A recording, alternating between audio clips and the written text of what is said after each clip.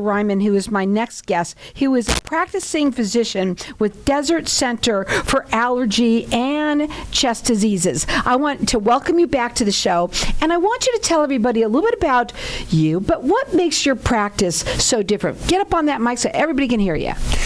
Carol, I appreciate the opportunity to speak with you and your listeners today. Our practice is in North Scottsdale, and it consists of a group of board-certified pulmonary specialists, lung disease, allergists, and sleep medicine too. Our pulmonary physicians see a wide variety of pulmonary problems, things like asthma, chronic pulmonary disease. We see a lot of pulmonary infections. In this part of the country, there's a lot of valley fever, which is a fungal disease caused by mycosis. So many patients are referred to us for things like abnormal CAT scans showing some spots or nodules in their lungs. We see people with things like pneumonia too. Our allergists are very busy this time of year, as you can imagine, with the super bloom we have. There's kind of a bumper crop out there of Everybody allergens. said that when you were here sitting out there, when I told them what you do, they said, I got to talk to that guy. Yeah, we're you look Very busy around, right you now. can imagine that how busy our allergists are right now. But of course, they see every range of allergy issues too, food allergies, the hay fever type problems, and then our sleep physicians are all very involved in treating patients with sleep apnea, other sleep medicine problems. I'm here today to talk a little bit about sleep medicine, that aspect of my practice. So let me talk about that for a second. Is that what makes you so unique in what you do? Well, it's a particular part of my practice. I'm board certified in sleep medicine, so I see a wide range of individuals who have sleep issues. I see a lot of sleep apnea, of course. That's the most common problem I see. But I see individuals have things like other problems like narcolepsy, restless leg syndrome, patients with insomnia too. So we pride ourselves on seeing individuals, helping them with a number of sleep-related issues. So with somebody that has sleep issues, I'm going to ask you something not on this list. I want to just talk to you from me the way I do it, okay? Real quickly, what are some of the signs that somebody might have sleep apnea? What were some of the symptoms? Well, the most common thing we see is an individual comes to us because their wife or their husband doesn't let them be a loud snorer. Hey, doc, my wife won't let me sleep in the same bedroom anymore because I'm so loud snorer. Or they complain of daytime sleepiness. And if it's sleep apnea, they basically stop breathing when they sleep. It results in them waking up. They don't get that deep, that REM sleep that we all need at night. As a consequence, I've seen patients get such a poor night's sleep that they literally driven their car side of the road. But the other issue is that the sleep apnea individuals who are suffering with this problem, again, they're fatigued. They tend to have high blood pressure, diabetes, high risk of things like strokes, heart attacks, atrial fibrillation. So, when people are listening to this, the main thing that I want to get out with them is that you don't need a doctor's recommendation to call them.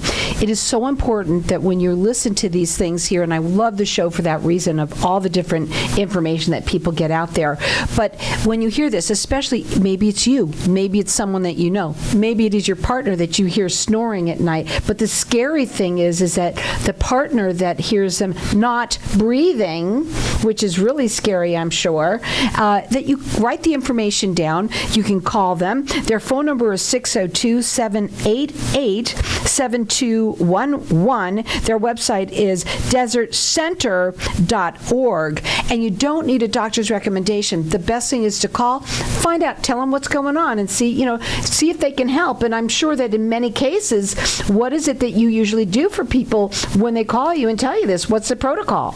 Well, we have them come by our office, and we take a thorough history, and then we give them information in terms of what we think the problem is and how to correct that.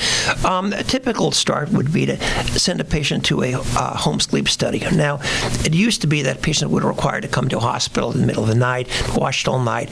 We would measure their brain waves, their breathing, and we still do that. Patients who have difficult issues. But one of the nice things about our office is we offer home sleep testing.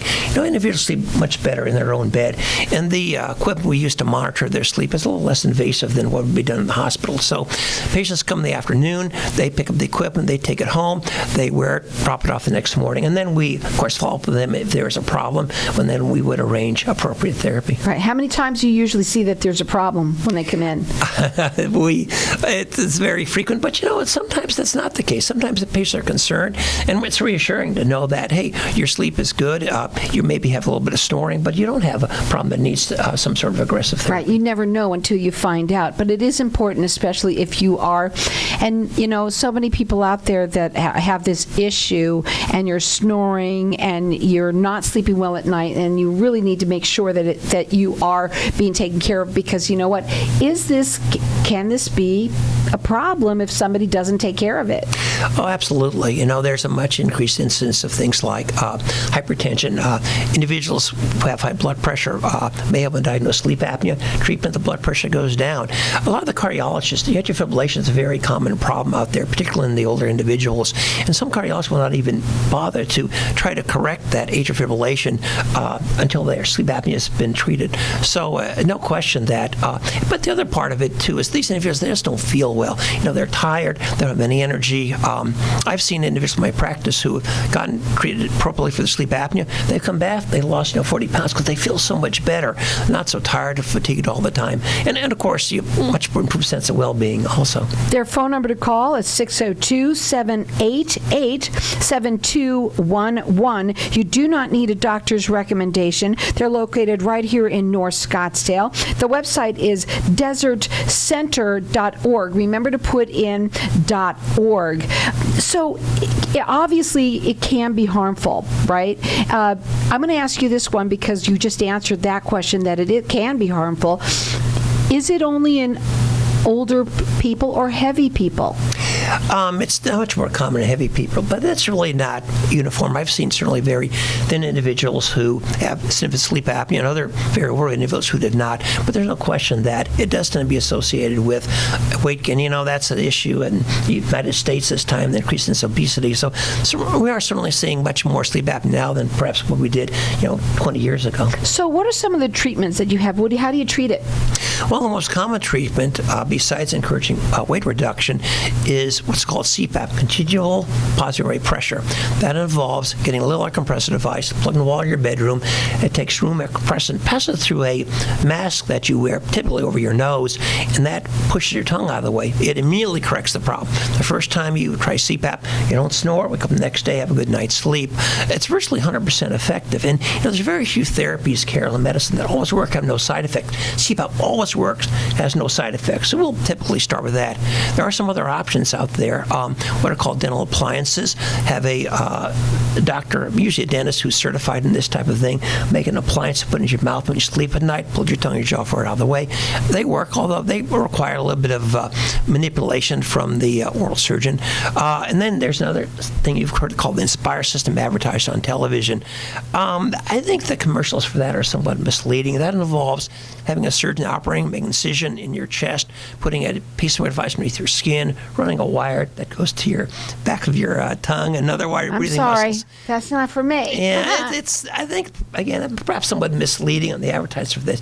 Occasional individual I've sent for this, but I don't think it's certainly not the way you would start to treat something like this. Right. I mean, most people start off with the CPAP, and then, let's say, and I'm sure that works most of the time, or would there be, is it uncomfortable, so I want to get something like the appliance for the mouth? Yeah, that's exactly right. We offer all these types of referrals for individuals. But again, CPAP, some individuals have tried it and they abandoned it years ago. The new CPAP devices they're smaller, they're quieter. The mass user these days are much smaller. Again, it always works, has no side effects, so hardly go along with trying something like that initially. Again, their phone number to call at 602-788-7211. You don't have to be sleeping with someone that snores. Give them a call. That phone number again at 602-788-7211. Their website is desertcenter.org.